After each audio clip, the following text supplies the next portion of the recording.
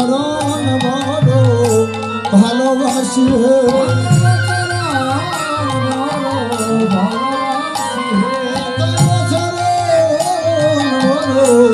ভালোবাসি হে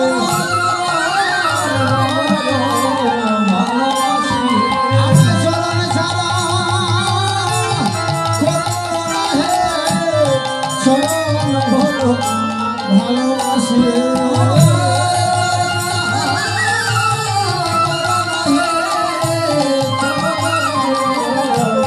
ভালোবাসি ছাড়া চরণ ভর ভালোবাসি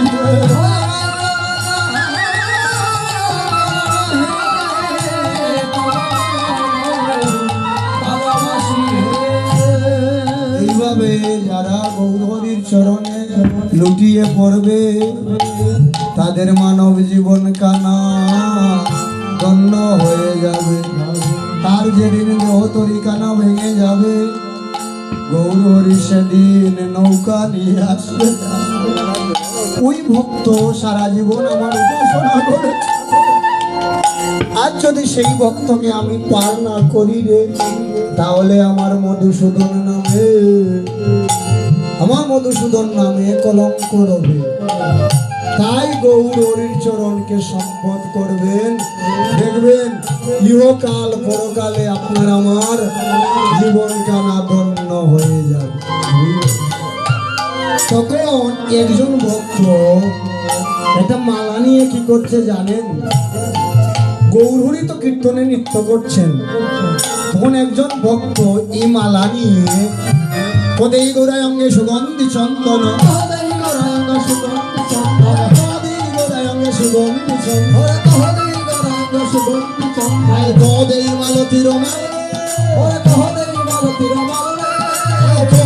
মালতীর যেমনি মালা তেমনি যেমনি মালা তেমনি শুভেচ্ছা মালা যেমনি মালা তেমনি শুভেচ্ছা মালা যেমনি মালা তেমনি শুভেচ্ছা মালা যেমনি মালা তেমনি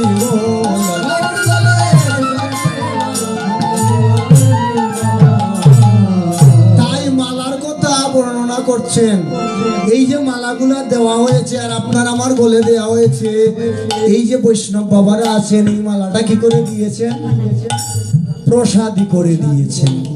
প্রসাদী চারা মালা যদি আপনি বলে দেন আপনার মঙ্গল হবে না। এখন কথা হচ্ছে এই যে প্রসাদী করা মালা এটা কার চরণে দিয়ে প্রসাদী করছেন? গোবিন্দের চরণে, আমার মহাপ্রভুর চরণে। তখন এই প্রসাদী মালাটা যখন শিরে আপনি ছিটা দিলেন তখন আমার পায়ে পড়লো, আপনার পায়ে পড়লো, মঙ্গল হবে না অমঙ্গল হবে? অমঙ্গল হবে। তাহলে বোনেরা, ইয়ং ভাইয়েরা বোনেরা আছেন, রাত্রে যখন অভিষেক কীর্তন হয় ওই প্রসাদী মালা ছিঁড়ে পায়ের মধ্যে ফেললো, কিন্তু এই মালাটা প্রসাদী। আপনি কি ভগবানের প্রসাদ আপনার পায়ে ফেলবেন? বলুন আপনারা, আপনারা বুকে হাত দিয়ে বলুন ভগবানের প্রসাদ কি পায়ে ফেলবেন কখনো? তাহলে এই মালা যে প্রসাদ করে আনছেন, এই ফুলটা যে ছিঁড়ে পায়ে দিয়েছেন, কি হয়েছে? আপনার মঙ্গলের পরিবর্তে অমঙ্গল হচ্ছে। তাই তো দেখা যাচ্ছে কম বয়সে অসুখ বিসুখ হচ্ছে। বিয়ে দিয়েছেন, বিয়ের 2 মাস হয় নাই স্বামী মারা গিয়েছে, স্ত্রী মারা গিয়েছে। কেন হচ্ছে এরকম? এই যে আমরা মঙ্গলের পরিবর্তে অমঙ্গল করছি। তাই কখনো গৌরহরির প্রসাদী মালা ছিটিয়ে দিবেন না। এখানে এই দেখেন কে যেন দিয়েছে, ওইটা যখন পায়ে লাগবে আপনি কোটি কোটি কাল রৌরব নরকে মজবে। তাই এইগুলা আমি রবির বাজার গ্রামবাসীর কাছে রেখে গেলাম। আর বলছেন যেমনি মালা তেমনি গোলা, আমার গৌর গোলে শুভেচ্ছে ভালো। আমার গৌরহরির বদন যেরকম মালাটা সেরকম। তখন কি বলছেন? মালা দেখার পর মালা খেয়ে দিয়েছেন জানেন? ওই যে মালা, মালাটা ভক্তরা দিয়েছেন, দিয়ে বলছেন গৌর হরি গো, এই যে তোমার ভক্ত মালা তিলক দিয়ে বসে আছে, বলে প্রসাদী মালা আর ভালে চন্দন দিয়ে বসে আছে, তোমার ভক্তকে তুমি কৃপা করো, সে কাঙ্গাল হয়ে বসে আছে, সে কাঙ্গাল হয়ে বসে আছে, এই ভক্ত কাঙ্গাল হয়ে বসে আছে,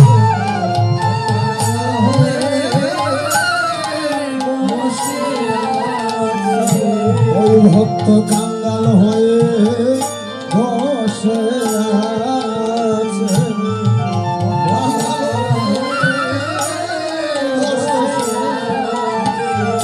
হে গোবিন্দ আমায় কৃপা করো, কাঙ্গাল হয়ে বসে আছে, আমায় হে কৃপা করো, কাঙ্গাল হয়ে বসে আছে। তাই গলে মালা ভালে চন্দন, এটা হচ্ছে ভক্তির লক্ষ্য। এই যে আমাদের দাতারা কীর্তন যারা দিচ্ছেন, আজ তারা বসে আছেন আর মনের মধ্যে তারা গৌর কথা আস্বাদন করছেন, তখন ভগবান বলছেন তারা আজ কাঙ্গাল সেজেছে রে, তারা এই জনমের মতো কাঙ্গাল সেজেছে, আমি কাঙ্গাল বড় ভালোবাসি, তারা কাঙ্গাল হয়ে গিয়েছে, আমি তাদের আজকে আমার কুলে টেনে নিলাম, আমার কুলে তাদের স্থান দিলাম, তাদের কোনদিন আমি চরণ ছাড়া করব না। তাই এটা হচ্ছে ভক্তির লক্ষণ, বলে মালা ভালে দিল। তাই কাঙ্গাল হয়ে বসে থাকবেন, গৌর হরিকে পাবেন, কাঙ্গাল না হলে হবে না। কীর্তন দিয়ে যদি মনের মধ্যে আমিত্ব আনেন তাহলে হবে না, তাই কাঙ্গাল শাস্তে হয়। তাই বলছেন কদেই গৌরাঙ্গে সুগন্ধি চন্দন, কেউ চন্দন দিচ্ছে, কদেই মালতীর মালা। আর কি হচ্ছে জানেন, প্রীতি বুলসরে মহরমে ভেদ হলো, প্রীতি বুলসরে মহরমে ভেদ হলো, প্রীতি বুলসরে মহরমে ভেদ হলো, প্রীতি বুলসরে মহরমে ভেদ হলো, ভাবে সোচর উঠবে, ভাবে সোচর উঠবে, আয় ভাবে সোচর উঠবে, ভাবে সোচর উঠবে। এখন আসেন প্রীতি।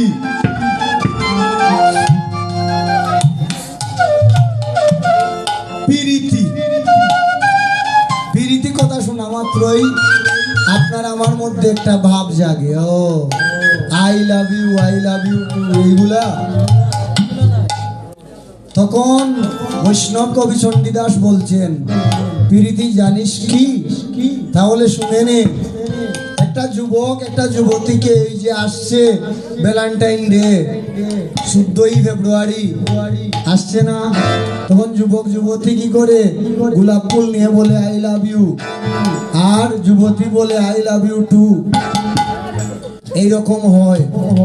কিন্তু এই যে প্রীতি কথা বলছেন, এই প্রীতি সেই প্রীতি না, এই প্রীতি হচ্ছে ভগবানকে গিয়ে বলবেন ভগবান আই লাভ ইউ। যারা 14ই ফেব্রুয়ারি 14 ফেব্রুয়ারি ভ্যালেন্টাইন ডেতে ভগবানকে গিয়ে বলবে ভগবান আই লাভ ইউ, তখন ভগবান আপনাকে বলবেন আই লাভ ইউ টু। আর যদি জড়জাগতিক আই লাভ ইউ টু করেন, তাহলে ওটার মধ্যে কামনা আছে, দৈহিক চাহিদা আছে, কামনা বাসনা। তাই বলছেন পি শব্দে পীড়ন করে সর্ব ইন্দ্রিয়গণ।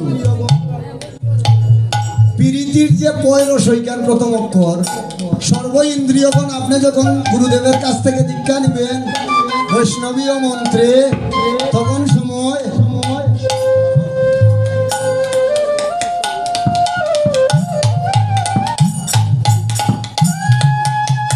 সময় পি শব্দে পীড়ন করবে আপনার ইন্দ্রিয়গণ। 10 ইন্দ্রিয় আছে, 5টা কর্মেন্দ্রিয় আর 5টা জ্ঞানেন্দ্রিয়। তাই এই ইন্দ্রিয়গুলাকে পীড়ন করে। রি শব্দে রীতিভ্রষ্টা, আগে বিলুপ্তন। তি শব্দে তৃপ্ত হয়, সদা মন প্রাণ। প্রীতির ব্যাখ্যা দিলেন দ্বিজ চণ্ডীদাসের গান। এখন বুঝতে পারছেন প্রীতি কি?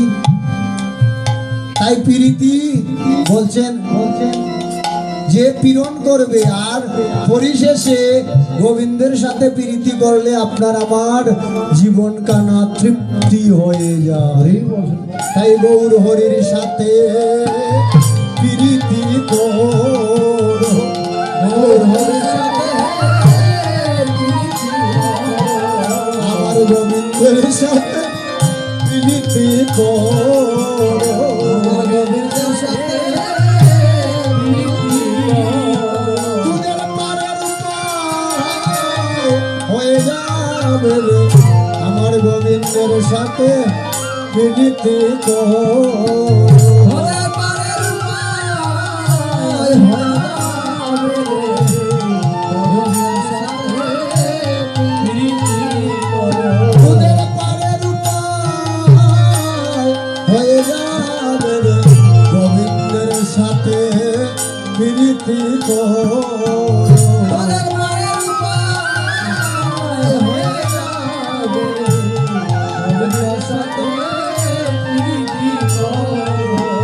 শেষের দিনে তোর কান্ডারি হোক,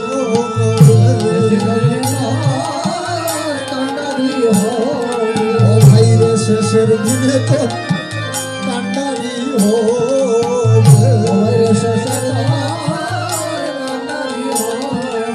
আমার গোবিন্দের সাথে প্রীতি করলে শেষের দিনে কান্ডারি হোক।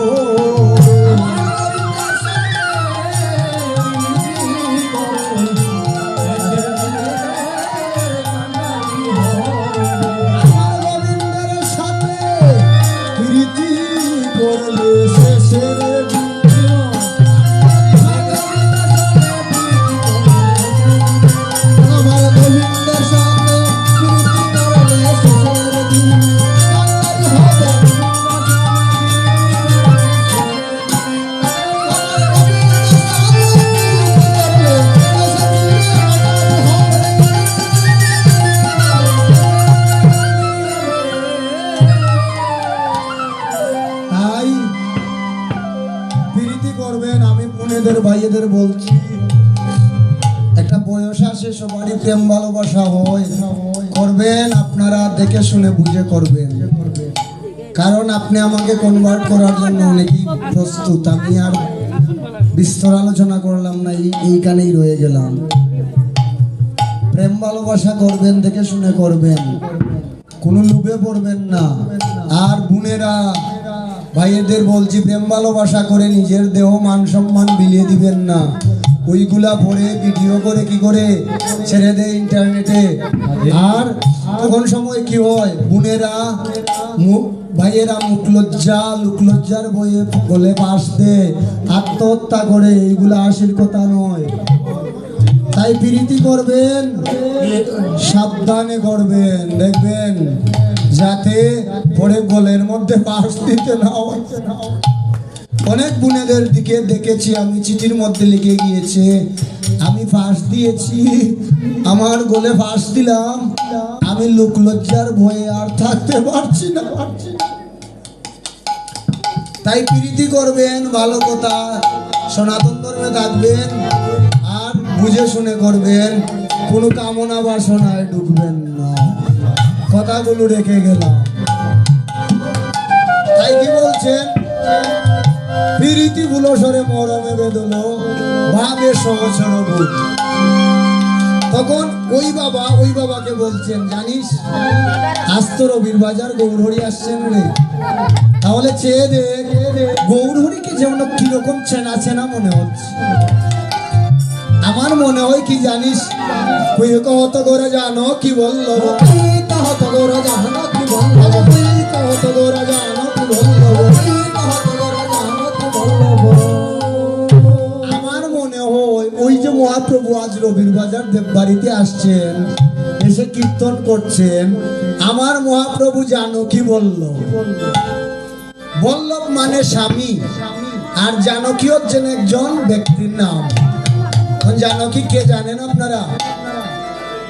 তখন মহাজন প্রশ্ন করছেন, জানকী জানকী জানকী জানকী জানকী জানকী জানকী জানকী সীতার অপর নাম জানকী জানকী সীতার সীতার অপর নাম জানকী জানকী সীতার জানকী।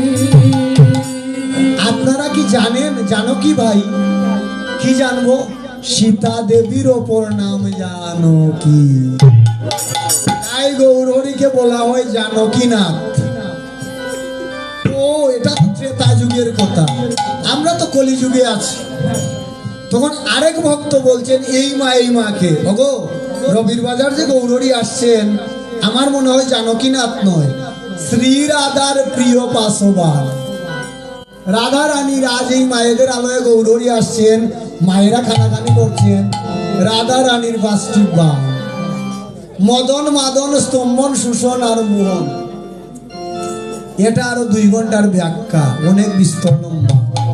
এই পাঁচটি বান কোথা থেকে উৎপত্তি হয়েছিল, কে মেরেছিলেন, আর কিভাবে গোবিন্দ এই 5 বান জয় করেছেন, তাই বলছেন রাধা রানীর 5টি বান। ও এটা তো দাপর যুগের কথা। কলিযুগে কি হয়েছে গো? কলিযুগের কথা তো বললেন, আমরা তো কলিযুগে আছি। কলিযুগে আছি না? বলুন আপনারা। তো কলিযুগে নয়নানন্দ দাস পরিশেষে এসে বলছেন, নয়ন আনন্দ মনে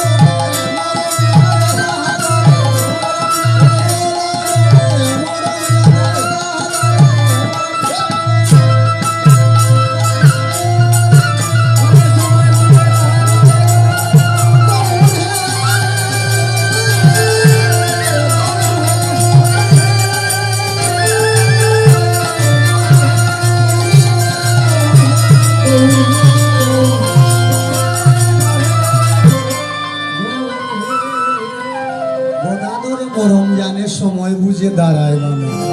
তো গোদাধরকে, গোদাধর দাপর যুগের রাধা রানী গোদাধর। এখন প্রশ্ন করুন আপনারা আমাকে, এখানে রাখেন। প্রশ্নটা কি? প্রশ্নটা হচ্ছে, রাধা গোবিন্দের মিলিত তনু গৌরাঙ্গ মহাপ্রভু, 2 অঙ্গে 1 অঙ্গ, তাকে বলে গৌরাঙ্গ। তাহলে গোদাধর আবার রাধা রানী কিভাবে হলেন?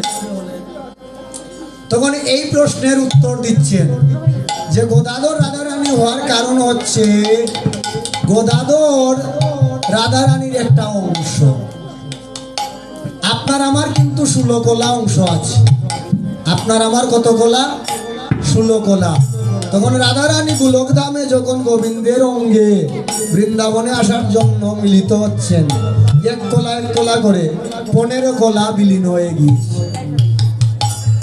তখন 15 কলা যখন বিলীন হয়ে গিয়েছে, তখন ললিতা বিশাখা এসে বলছে, গো বিনোদিনী, তুমি তো 15 ভাগ গোবিন্দের অঙ্গে চলে গেলে, কলিযুগে কি তুমি গোবিন্দের চরণ সেবা করবে না? গৌরহরি। রাধা রানীর সম্বিত ফিরেছে। বিনোদিনী বিশাখা, তোরা আমাকে এত বড় একটা কথা বললি, ঠিকই তো আছে, আমি কি রাধা রানী হয়ে গোবিন্দের গৌরহরির চরণ লাভ করবো না? তাহলে তাক আমার 15 কলা তো বিলীন হয়ে গিয়েছে, 1টা কলা আমি রেখে দিলাম। এই কলা যেন আমি কলিযুগে গৌরহরির চরণ সেবা করতে পারি।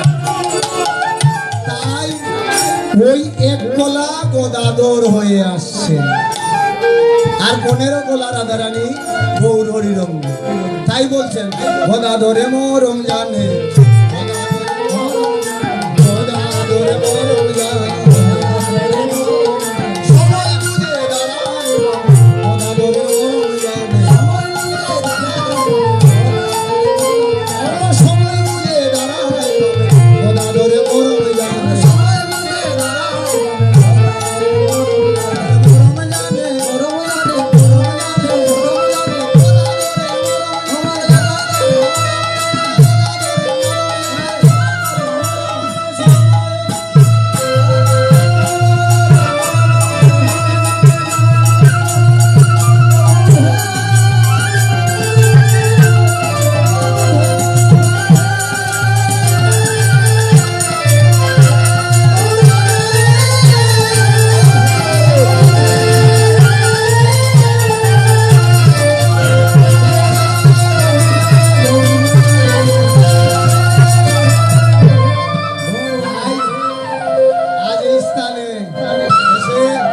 গরম পানি ফেলেন, সব স্থানে গরম পানি মিলে না।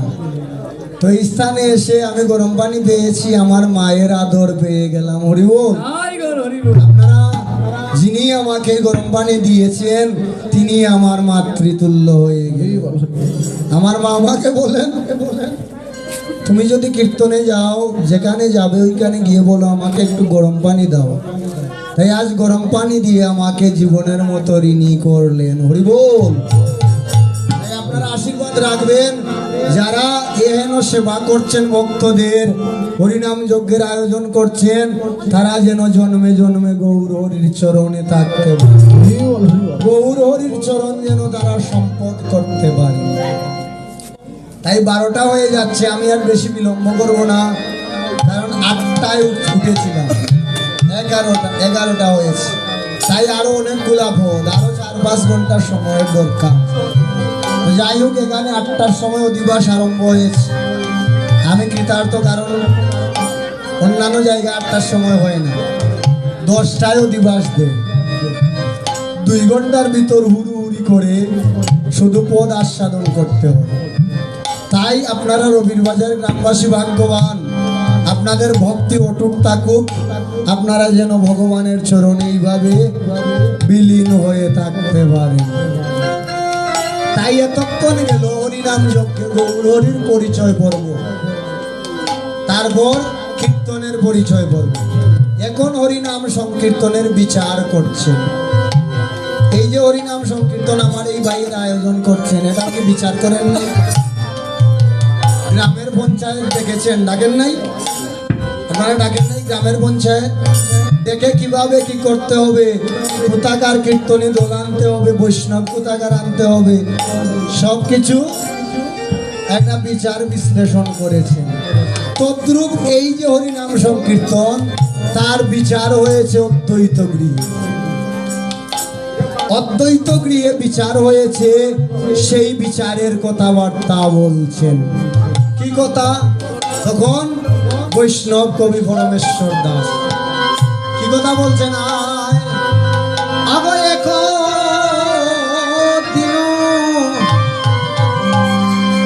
বহু হাসি, আগেই বসে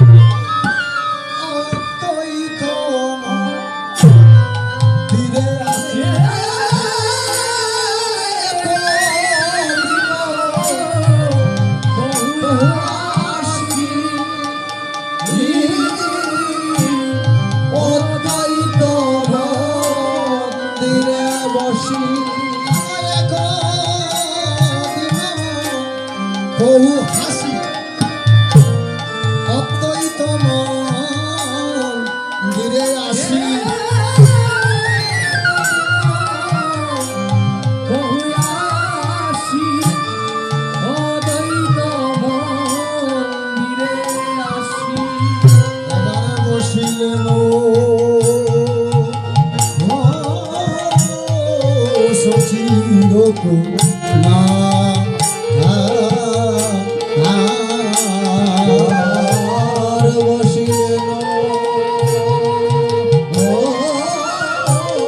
সচির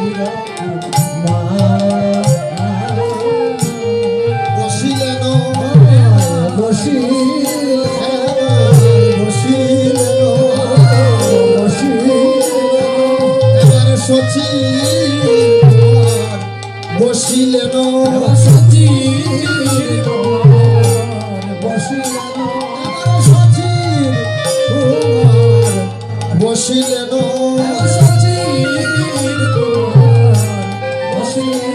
আমার নিত্যানন্দ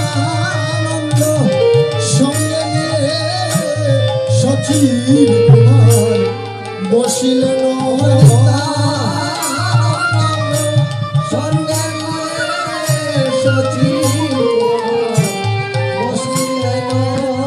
তখন নিত্যানন্দ প্রভুকে নিয়ে বসছেন আর নিত্যানন্দ প্রভু বলছেন গৌরহরি তুমি আজ হরিনাম যজ্ঞের বিচার করছো, ওটা তো শুধু হরিনাম যজ্ঞের বিচার নয়, ওটা ভক্তের বিচার, কলিহত জীবের বিচার। কলিহত জীব কোথায় ছিল আর কোথায় এলো, তারা কোথায় ছিল আর কোথায় কোথায় ছিল কোথায় এলো, তারা কোথায় ছিল কোথায় এলো, কোথায় ছিল তারা কোথায় আবার চলে যাবে, কোথায়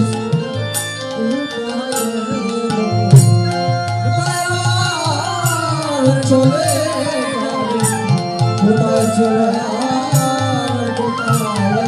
তারা কোথায় আবার চলে যাবে, কোথায় ছিল কোথায় এলো।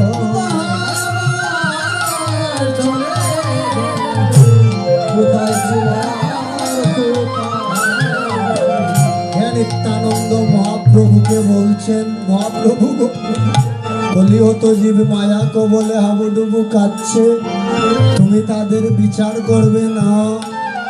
তখন মহাপ্রভু বলছেন আমি কলিহত জীবের বিচার করব। কি বিচার? তারা গোলকধামে ছিল রে, আর গোলকধামে ভোজনের স্বল্পতা হয়েছে, ভোজনের ত্রুটি হয়েছে বিদায় গোলকধাম থেকে আমি মর্তধামে পাঠিয়ে দিয়েছি। যাও মর্তধামে যাও, তুমি গোলকধামে ভোজনে ত্রুটি করছো, মর্তধামে গিয়ে ভোজন করে আসো। আর যখন ভোজনটা এইভাবে আমার এই ভাইয়ের মতো বৈষ্ণব বাবার মতো যখন তিলক দিবেন, প্রসাদ বুঝি হবেন, শিখা রাখবেন, মালা তিলক জপ করবেন, তখন গোবিন্দ বলবেন আমি তাকে পাঠিয়েছিলাম, সে মর্তে নামে গিয়ে সাধু সঙ্গ ভক্ত সঙ্গ করে সে মালা তিলক করে আবার আমাকে ক্রয় করে আবার গোলকধাম প্রাপ্ত হয়েছে। তখন সেই ভক্তকে ভগবান ভুলে তুলে নেন, আরে ভুলে তুলে নেন, ভুলে তুলে নেন, সে ভজন করেছে বিদায় ভুলে তুলে নেন, ভজন করেছে বিদায় কুলে তুলে নে,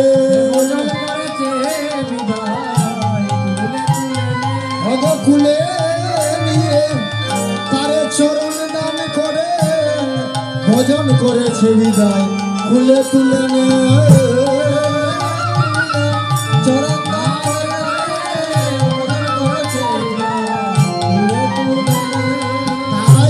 কলিহত জীবের এইভাবে বিচার করছেন ভগবান। 84 লক্ষ জনি ভ্রমণ করে গোলকধামে তার সেবায় ত্রুটি হয়েছে, আমি তাকে পাঠিয়েছি। সে যদি এইভাবে হরিনাম যজ্ঞ দেয় আর বৈষ্ণবীয় ভাব আনে, তাহলে তাকে আমি আবার গোলকধামে নিয়ে যাই।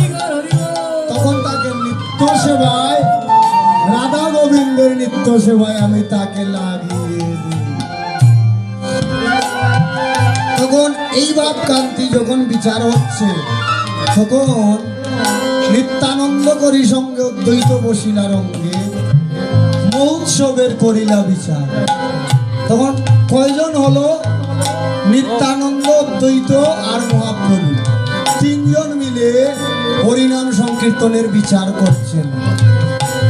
বিচারের মাঝখানে তখন অদ্বৈত গৃহিণী চৈতন্য চরিতামৃত প্রসাদ দিচ্ছেন শ্রী অদ্বৈত আচার্য বার্যা, জগৎ পূজিতা আর্যা, নাম তার সীতা ঠাকুরানী। চৈতন্য চরিতামৃত আদিলীলা। শ্রী অদ্বৈত আচার্য বার্যা মানে অদ্বৈত গৃহিণী। এই যে আজ কীর্তন দিচ্ছেন আমার এই ভাইয়েরা মায়েরা, এই ঘরের মায়েরা কি কোনো কাজে লাগেন নাই? অবশ্যই লেগেছে, আমাদের সাহায্য করছেন। তাই অদ্বৈত আচার্যের স্ত্রী সীতা ঠাকুরানী এসে বলছেন, আবার শুনি নন্দে হাসি সীতা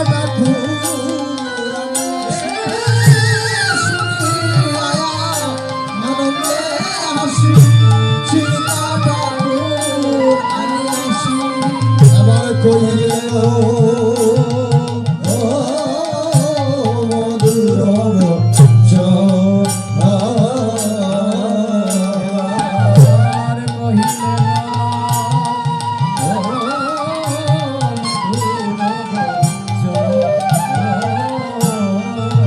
মহাপ্রভুকে এসে মধুর বচন বলছেন, ওগো মহাপ্রভু তুমি হরিনাম যজ্ঞের আয়োজন করছো, আসতে আমাকে কি রাখবে না হরিনাম যজ্ঞে? তখন মহাপ্রভু বলছেন, আমি তোমাকেও রাখবো, মায়েরা ছাড়া হরিনাম যজ্ঞ হবে না। এই দেখেন মায়েরা আসছেন, আপনারা যদি না আসতেন তাহলে হরিনাম যজ্ঞে পূর্ণতা প্রাপ্ত হয় না। তাই মা এসে বলছেন, ও মহাপ্রভু আমাকে কি রাখবে না? তখন মহাপ্রভু সীতা ঠাকুরানীকে প্রণাম করছেন, প্রণাম করে বলছেন, ওগো মা তুমি বৃন্দাবনে কাত্যায়নী রূপে তোমাকে ভোজনা করেছে গোপীরা 1 মাস, তারপর আমি রাস পূর্ণিমায় তাদের মনোবাসনা পূর্ণ করেছি। তাহলে গোবিন্দকে পেতে হলে তোমাকে স্মরণ করতে হবে। তুমি যুগমায়া যুগ সূত্র স্থাপন করো, এক আর এক যেরকম দুই হয় তুমিও ভক্ত এবং ভগবানে মিলিয়ে দাও। তাই ওগো মা বলে সম্বোধন, মা কেন গঠন গোটাইয়া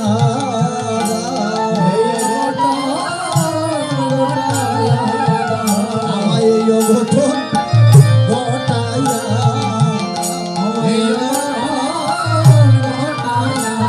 জীবকে কৃষ্ণ সেবায় প্রবেশ করাও, এই অঘটন গোটাইয়া কৃষ্ণ সেবায় প্রবেশ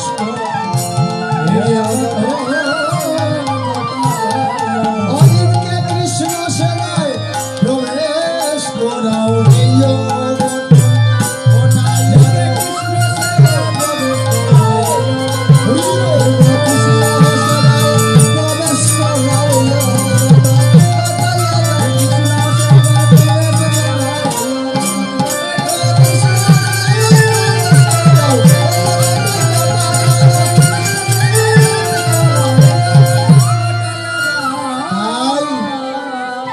যুগমায়াকে রেখে আপনার কৃষ্ণ ভজন হবে না। ওই দেখেন যুগমায়ার গোট, যুগমায়াকে রেখে হবে না ভজন। তাই কীর্তনের বিচার করেছিলেন, কথাগুলো লক্ষ্য করুন, 3.5 জন, নিত্যানন্দ প্রভু, অদ্বৈত প্রভু আর মহাপ্রভু আর সীতা ঠাকুরানী। এখন নিত্যানন্দ প্রভু, অদ্বৈত প্রভু আর মহাপ্রভুকে বলা হচ্ছে পরম, মানে এরা পুরুষ। নিত্যানন্দ প্রভু হচ্ছেন ভগবান শ্রীকৃষ্ণের অংশ, আর মহাপ্রভু শ্রীকৃষ্ণ, আর মহাদেব মহাবিষ্ণু মিলিত তনু অদ্বৈত প্রভু। তাই বলছেন, এই ঘটন ঘটায় যাও, 3 প্রভু একটাই, হরি হর এবং বিষ্ণু, ব্রহ্মা বিষ্ণু মহেশ্বর, এই 3 জনের মধ্যে কোনো পার্থক্য নাই। 3-এ 1 আবার 1-এ 3। আর মায়েদেরকে বলা হয়েছে অর্ধ। মায়েরা আবার মন খারাপ করবেন না, আপনারা অর্ধ, আমরাও কিন্তু অর্ধ। পুরুষ একমাত্র আমার ভগবান গোবিন্দ হরি বল। আর মায়েরা আপনারা আমরা হচ্ছি অর্ধ। তাই বলছে 3.5 জন। সীতা ঠাকুরানী অর্ধেক আর 3 প্রভু 3 জন। তাই দেখবেন কোনো কিছু হলে একটা প্রবাদ আছে, যেখানে তো 3.5 জন লোকের দরকার, এতজন দিয়ে কি হবে? হবে না, বলা হয় না। তাই বলছেন 3 প্রভু একটাই, 3 প্রভু একটাই, 3 প্রভু একটাই। তাই 3 প্রভু একটাই,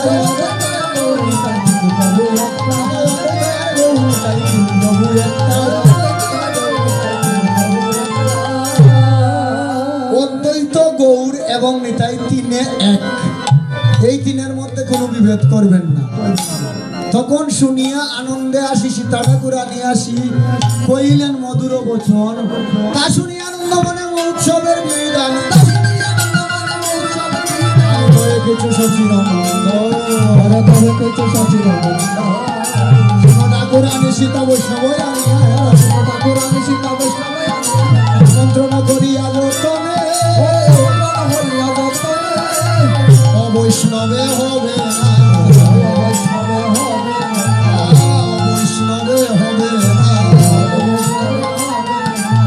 হরি নাম মহাযজ্ঞ অবৈষ্ণবে হবে না, হরির নাম মহাযজ্ঞ অবৈষ্ণবে হবে না, হরির নাম মহাযজ্ঞ অবৈষ্ণবে হবে না, হরির নাম মহাযজ্ঞ অবৈষ্ণবে হবে। এখন আসেন বৈষ্ণব। বৈষ্ণব এই যে যজ্ঞ, এটা কি সবাই পারবে করতে? মহাপ্রভু কাকে অগ্রাধিকার দিয়েছেন? শুনো ঠাকুরানী সীতা বৈষ্ণব আনিয়া আমন্ত্রণ করিয়া যখন, তাই হরিনাম সংকীর্তন বৈষ্ণব ব্যতীত যদি কাউকে দিয়ে পরিচালনা করান, আপনার হরিনাম যজ্ঞ সার্থক হবে না। তাই ও বৈষ্ণবে হবে না। সীতা ঠাকুরানীকে বলছেন লক্ষ্য, আমার মুখের তো কথা নয়, এটা মহাপ্রভুর কথা। আর কি বলছেন? যে বাজায় যে বাজায়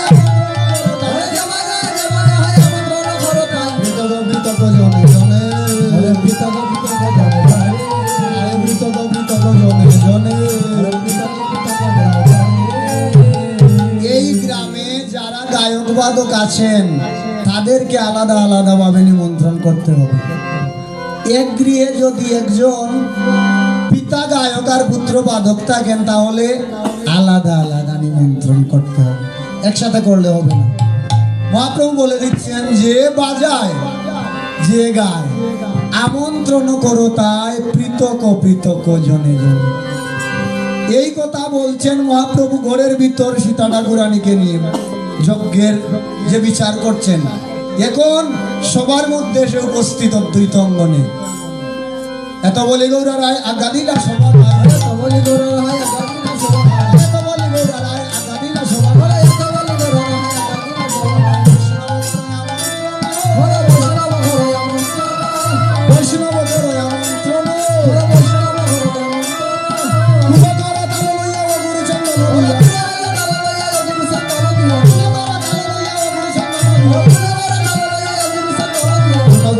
সংস্থাপন সংস্থাপন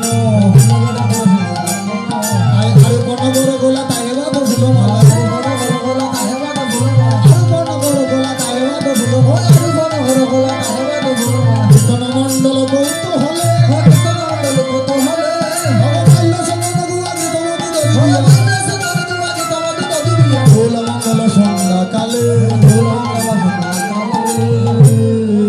কথাগুলা কি বুঝতে পারছেন? তাহলে শুনুন, কুল মঙ্গল সন্ধ্যাকালে, এই যে অধিবাস কীর্তনটা সন্ধ্যাকালে হতে হবে। এটা অনেক জায়গায় আছে রাত 12টায় আরম্ভ হয় অধিবাস, 11টায় আরম্ভ হয়, এইরকম করবেন না। মহাপ্রভুর বিধি হচ্ছে সন্ধ্যার সাথে সাথে শুরু হবে, 10টার ভিতর বিশ্রাম। এই যে মহান্ত বৈষ্ণবরা আসছেন তাদেরকে বিশ্রাম দিতে হবে। তাই বলছেন কুল মঙ্গল সন্ধ্যাকালে। তখন শুনিয়া প্রভুর কথা পৃথিবীতে কইল তোতা, শুনিয়া প্রভুর কথা পৃথিবীতে কইল, শুনিয়া প্রভুর কথা পৃথিবীতে কইল উপহার বন্ধ আসে তাই উপহার বন্ধ আসে হরি হরি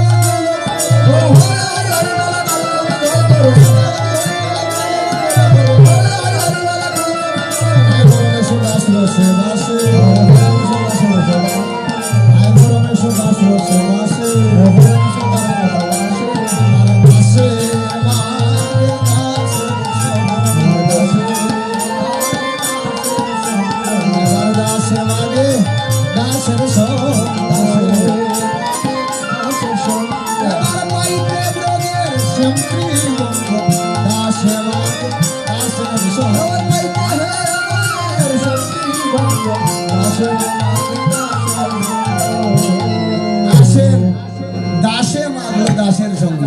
আপনার নামটা কি ভাই? নিত্যলাল দেব।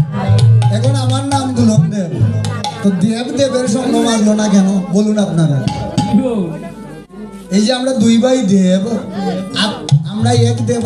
আপনার নামটা কি? ইন্দ্রজিৎ দেব। তো ইন্দ্রজিৎ দেব আর আমি দুলন দেব, দেব দেবের সঙ্গ মাগে না কেন বলুন আপনারা? বলছেন দাসে মাগে দাসের সঙ্গ। এখানে কি দাস সম্প্রদায় আছেন কেউ? নাই। তাহলে যারা দাস সম্প্রদায় আছেন তারা কি সঙ্গ মাগছেন? যারা দাস সম্প্রদায় আছেন তারা কি এক দাস আরেক দাসের সঙ্গ মাগছেন? তখন মহাপ্রভু বলছেন না, এই দাস সেই দাস নয় রে। এই যে দুইজন বাবাজি এখানে বসে আছেন, গলাতে তিলক, গলে তুলসী মালা, মাথার পেছনে শিখা, আর বৈষ্ণবীয় দীক্ষা নিয়ে কুল ত্যাগ করে হয়ে গিয়েছেন পরম বৈষ্ণব, তারাই আমার গোবিন্দের প্রিয় দাস। তারা একজন আরেকজনের সঙ্গ মাগে। কেন মাগে?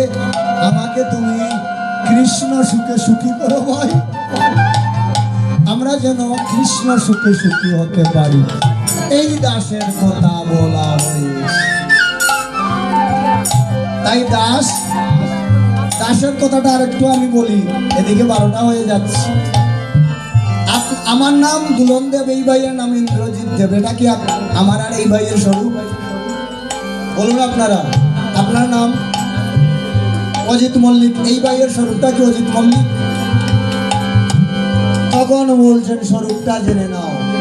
এই যে এখানে যারাই আছেন, যত ধরনের টাইটেল আছেন, সবার টাইটেল যাই টাইটেল থাকুক না কেন, আপনার আমার একটা চির টাইটেল আছে। সেই টাইটেলটা কি? চৈতন্য চরিতামৃত, আবার আদি লীলা। কি বলছেন? জীবের স্বরূপ হয় নিত্য কৃষ্ণ দাস।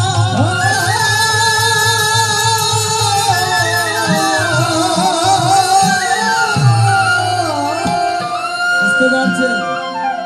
জীবের স্বরূপ নিত্য কৃষ্ণ দাস। আপনার আমার স্বরূপ নিত্য কৃষ্ণের দাস। এই আমার বাবাজিদেরকে জিজ্ঞেস করেন, ওনারা তো চৈতন্য চরিতামৃত ভাগবত পড়েন, এই কথাগুলো আছে। আর যখনই সময় আপনার আমার মধ্যে সেই ভাব জাগ্রত হয়, আমি পাল, আমি দেব, আমি চ্যাটার্জি, বানার্জি, আমি মুখোপাধ্যায়, গঙ্গোপাধ্যায়, তখন সময় কি হয় জানেন? আবার চৈতন্য চরিতামৃত বলছে, কৃষ্ণ ভুলি যেই জীবনাদি বইর মুখ, অতএব মায়া তারে দে সংসার দুঃখ। কৃষ্ণকে ভুলে দাস না হয়ে এই টাইটেল নিয়ে ঘুরাচ্ছে আর ফুলের গৌরব করছে, তাকে আমি আমার চরণে রাখি না। তাকে আমি জন্ম জন্মান্তর ত্রিতাপ জ্বালার মধ্যে দগ্ধ করি। তাই আর বিলম্ব করবো না, ভক্তরাও প্রসাদ পাবেন। আর আমি আর দুইটা জিনিসের ব্যাখ্যা দিয়ে আমি শেষ করব। তাই পরিশেষে আবার কীর্তন কিভাবে দিতে হয়, কি কি করতে হয়, সেইগুলা বলছেন। নানা দ্রব্য আয়োজন করি করে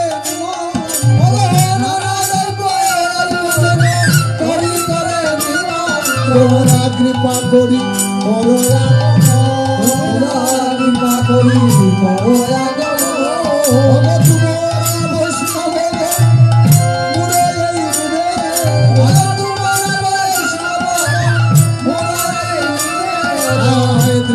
করি কর সমাপন, দৃষ্টি করি কর সমাপন। করিয়ে তো নিবেদন আনিয়া মুহান্ত, করিয়ে তো নিবেদন আনিয়া মুহাম্মদ। আয় কীর্তনের করে অধিবাস, কীর্তনের করে অধিবাস। অনেক বাক্যের ফলে বৈষ্ণব আসিয়া,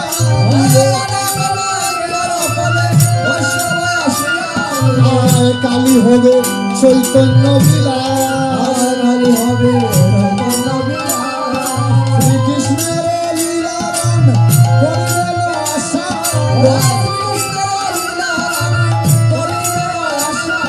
আয় পরিবেশ বারোয় অভিলাষ,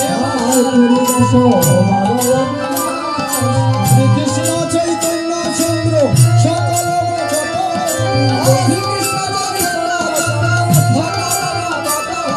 আয় গুণ গায় বৃন্দাবন, আয় গুণ গায় বৃন্দাবন। রাম রম্বায় রূপন পূর্ণরত সংস্থা, আয় আমর পল্লব সারি সারি, আয় আমরা পল্লব সারি সারি। এই দুইটা জিনিসের ব্যাখ্যা দিয়ে আমি শেষ করব। রাম রম্বা রূপন মানে এই যে রম্বা মানে কদলী গাছ, এটা কি কেটে আনছেন ভাই হরিবল? এটা কি কেটে এনেছেন? এই যে কলা গাছ এইগুলা সব আনবেন, তারপর ওইটা আবার পানিতে ফেলবেন না, ওইটা আবার রোপণ করবেন।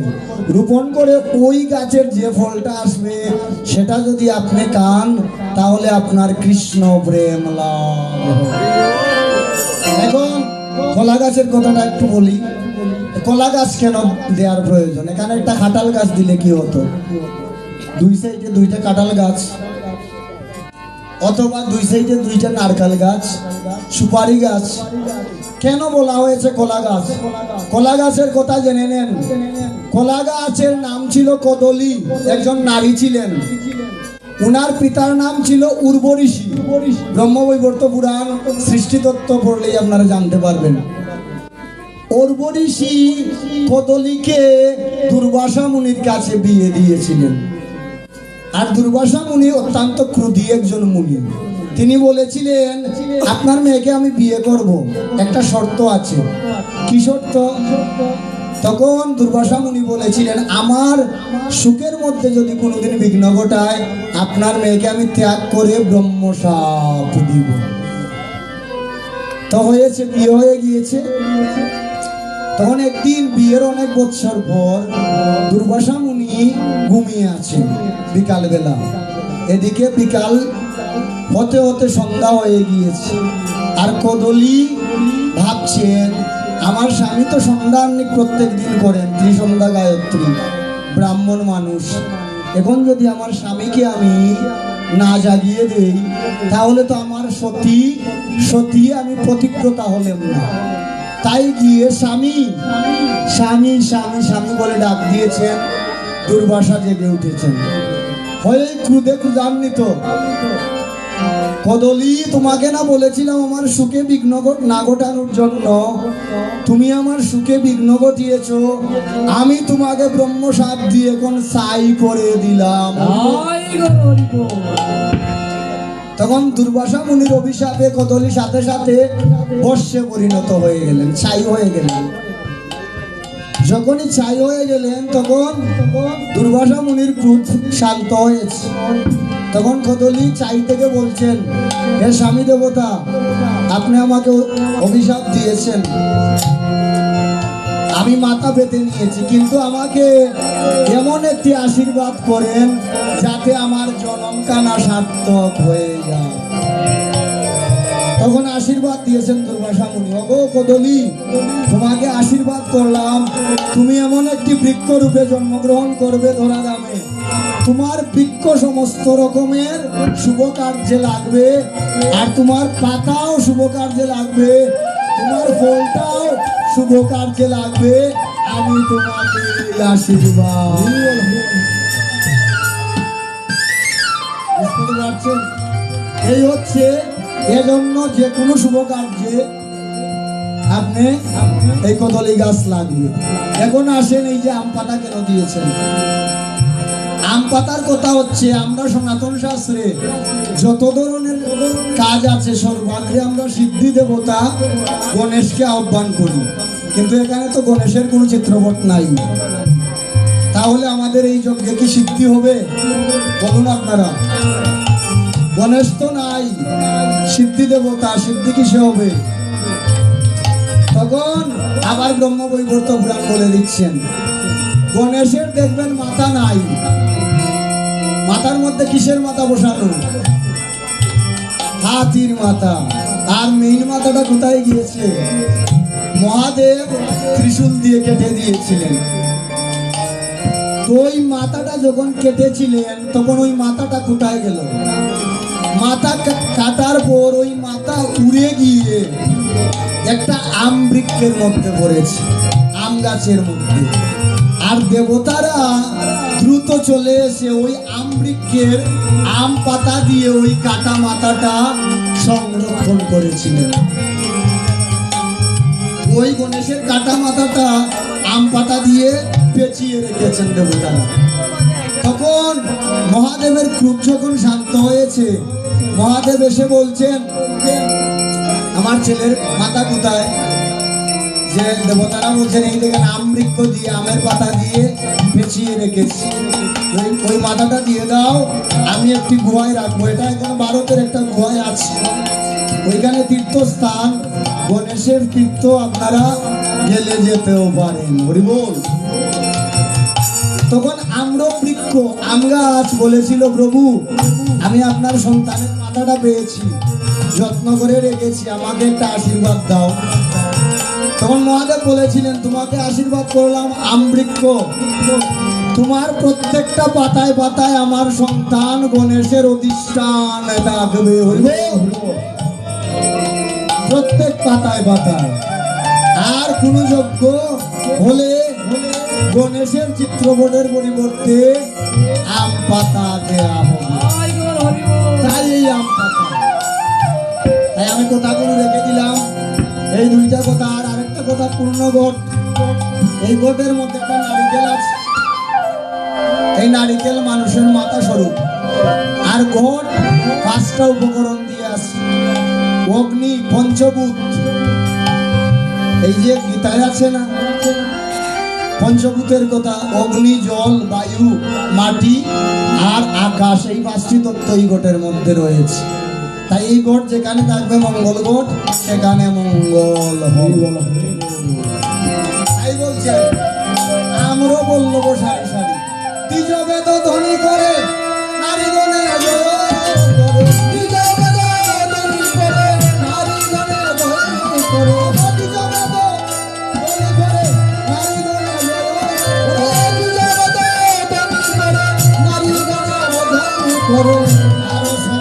বলে হরি হরি, আয় আর সবে বলে হরি হরি, অগধি গীত শুনো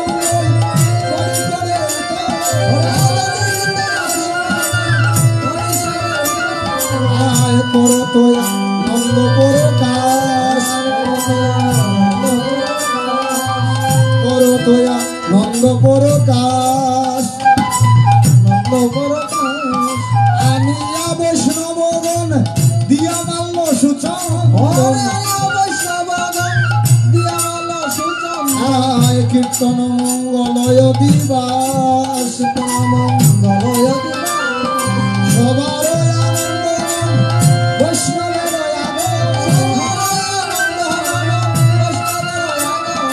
কালী হবে চৈতন্য কীর্তন, কালী হবে চৈতন্য কীর্তন, শ্রীকৃষ্ণ চৈতন্য নাম শ্রী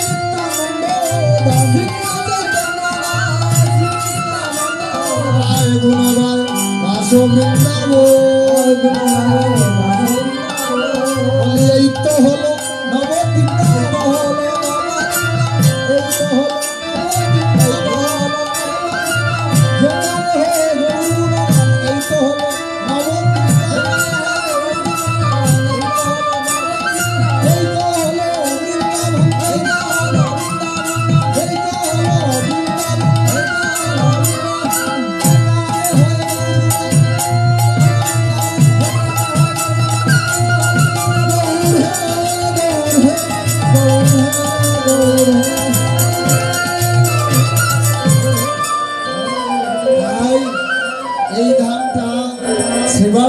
নবদ্বীপ ধাম হয়ে গিয়েছে, আর রবির বাজার রইল না, বৃন্দাবন ধামে পরিণত।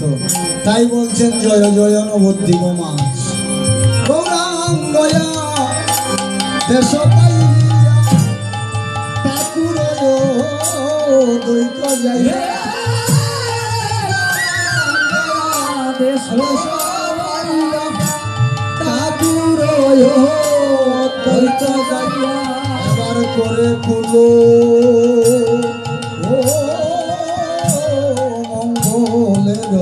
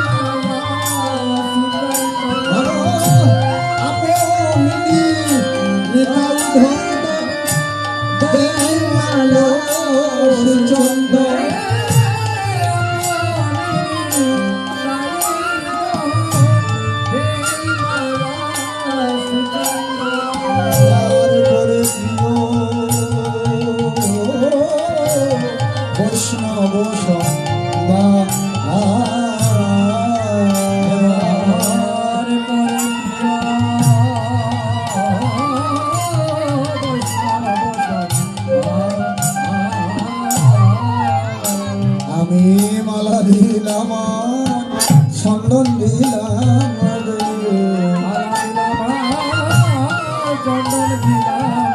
আমি মালা দিলাম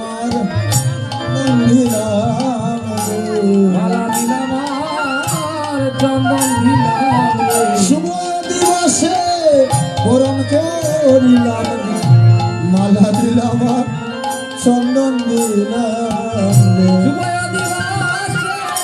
বরণ করিলাম চন্দন দিলাম শুভ দিবসে বরণ করিলাম মালা দিলাম চন্দন দিলাম শুভ দিবসে বরণ করিলাম চন্দন দিলাম তোমরা আমার হইয়া যজ্ঞ করিও পুরো তোমরা আমার হইয়া যজ্ঞ করিও পুরো তোমরা আমার হইয়া যজ্ঞ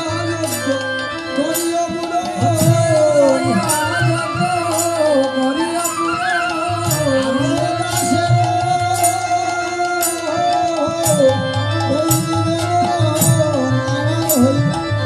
করিবে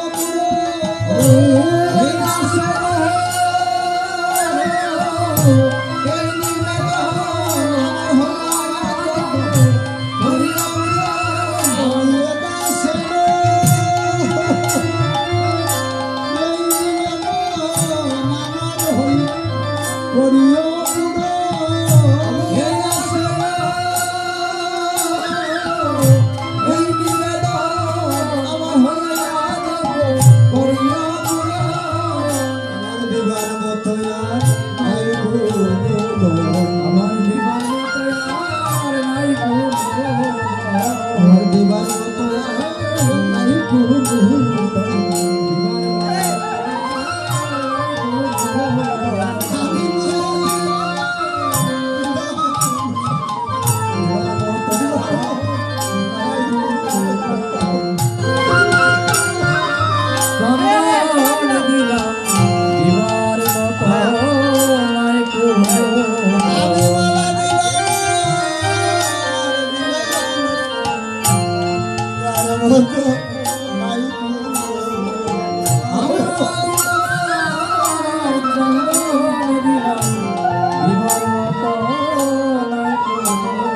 আমি অভাগার যজ্ঞ পূরণ করি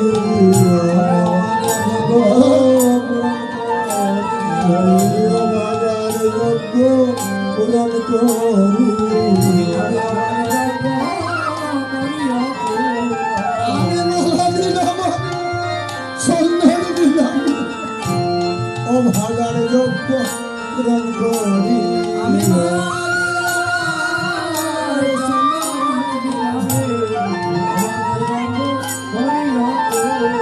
আমি মালা দিলাম আর সন্দেহ দিলাম আমার হইয়া যোগ্য করিয়া পূর্ণ। আমি